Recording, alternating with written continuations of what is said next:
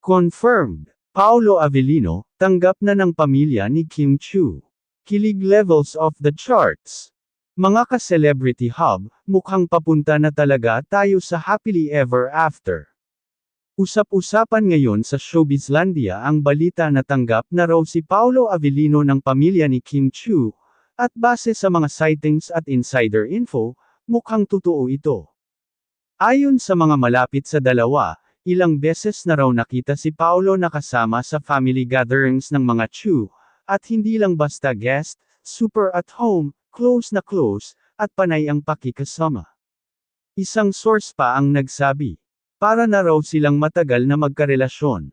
Comfortable si Paolo sa pamilya ni Kim, at ramdam na ramdam ang respeto at pagmamahal niya. Dagdag pa dyan, sa isang recent family post ni Kim, napansin ng netizens ang isang lalaki sa likod na hawig kay Paolo.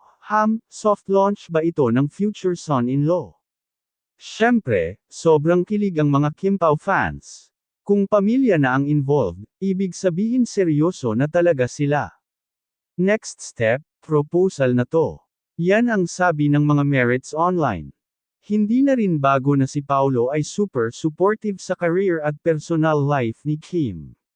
From red carpets, film promos, hanggang sa simple bonding moments, always present, always protective.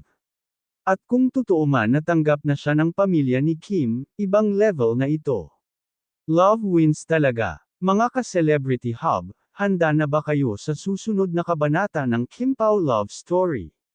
Kasi kung ganito nakasmooth ang takbo, baka wedding bells na ang susunod na marinig natin.